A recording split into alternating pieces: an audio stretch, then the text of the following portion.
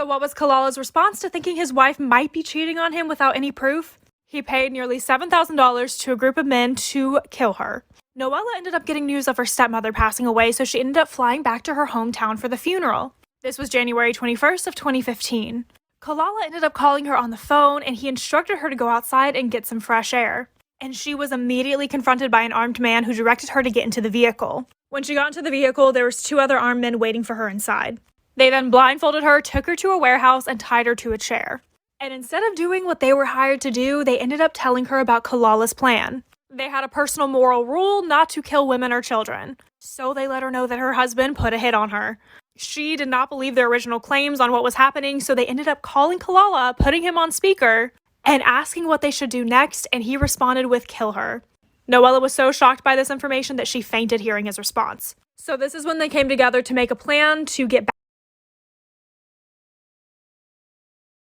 Fascinating as fuck. Jeremy Meeks, the man whose mugshot was so sexy that it landed him a modeling contract while he was still in jail. He served 13 months, and shortly after his release, he walked in New York Fashion Week. Eric Money is the only player to score points for both teams in a single NBA game. When the Nets played the Sixers in 1978, he scored for the Nets before being traded to the Sixers in the middle of the game. In World War II, British soldiers used well bikes, a small motorcycle that could fit in an air canister and be dropped out of planes with a parachute. On New Year's Eve in 2020, a friendly soccer match was played between rival drug cartels. However, it quickly became not so friendly when the match ended with 16 deaths and 5 severe injuries. During the making of Prince of Egypt, animators who failed or messed up were sent to work on Shrek. This was seen as a form of punishment known as getting Shrek'd. We know I made that video about the most hated woman in America about Casey Anthony. Today we're going to talk about the women I hate most in America. This is one of the world's worst child abuse cases ever. And I might cry. I might cry. This is 8-year-old Gabriel Fernandez.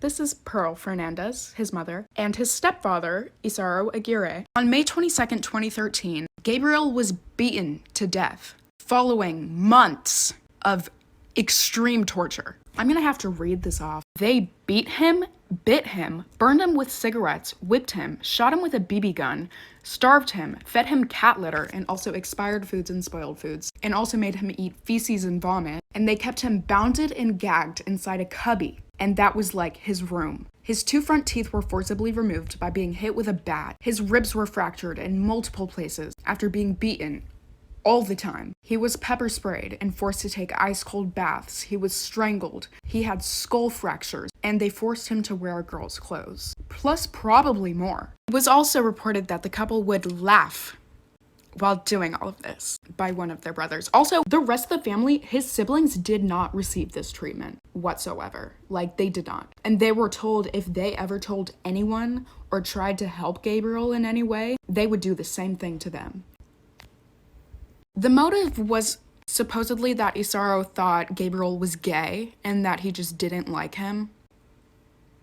This is not justification for his behavior, but Isaro was a D student who failed the 9th grade and struggled to work at McDonald's. And Pearl had severe mental illness, including a depressive disorder, developmental disability, a possible personality disorder, and PTSD. She also took a cognitive ability test and tested on par for the 2nd grade. Gabriel was raised by his grandparents, and one day Pearl was like, I just got this new boyfriend, because Gabriel's father was in prison. Got this new boyfriend, can we have Gabriel back? I want my son back. And they had to give him to her because she's the mother. And for the next 8 months, they slowly tortured him to death. The defense for Isaro was that he did beat him, but he didn't mean to kill him. And this was to try and avoid the death penalty, which did not work. The abuse was so extreme that when he was taken to the emergency room after they called 911, the doctors and nurses reported that Gabriel was basically head to toe covered in bruises and swelling. There was not 1 inch on this kid's body that was fine. The 911 call on May 22nd, 2013 was by Pearl Fernandez, saying that Gabriel fell unconscious and wasn't breathing as he was playing with his brothers. They supposedly had done CPR over the phone, which I do not think they did. I'm gonna do a part 2.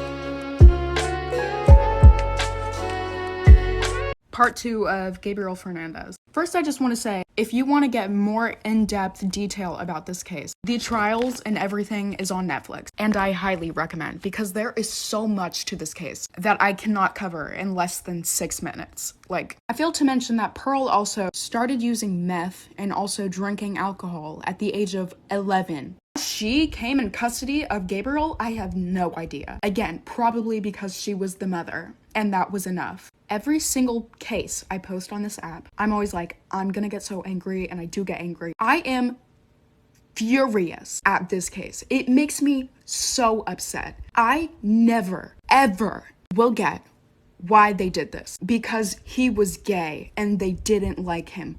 What the fuck? I think my actions are valid, though, so. The official autopsy said that he died of blunt force trauma because of neglect and malnutrition. 9 BB pellets were found in his neck, face, lungs, legs, buttocks, foot, chest, and groin. Also looked like they attempted to cut off his genitals. Gabriel's second grade teacher also said that Gabriel would tell her about this abuse and how he would be beaten and just everything. And she would report it to social services like multiple times. And each time they would be sent to their house and Pearl would be like, no, everything's fine. They're lying. Everything is fine. And they would believe her. So every single time social workers were sent to their house, Gabriel would be beaten even more, because they thought that he was trying to rat them out. And over time, you could just see more and more abuse on this boy. Like, you could see it. Like, they pulled his hair out. He had black eyes. Like I said, bruises all over his body. Like, visibly, you could see the amount of torture on this kid. And no one helped him. Even though many people, reported it. Every single time, social workers just did not do anything about it. Now, Pearl pleaded guilty of first-degree murder to get out of the death penalty and to avoid trial. So she will spend the rest of her life in prison without the possibility of parole. Isaro pleaded not guilty, so he had this whole trial. Again, this is on Netflix, where so much evidence was put up against him. So he was convicted of first-degree murder and sentenced the death penalty. He is yet to be executed, and I will be ecstatic the day he does. Also, in their house, there was blood everywhere and holes in the walls. It was, when you walked into their house, it was evident. You could see, you could just tell that something was going on. And my heart hurts reading about this case. I cannot imagine the pain he went through. And I'm not religious, but I pray no one has to go through that. But yeah, bye.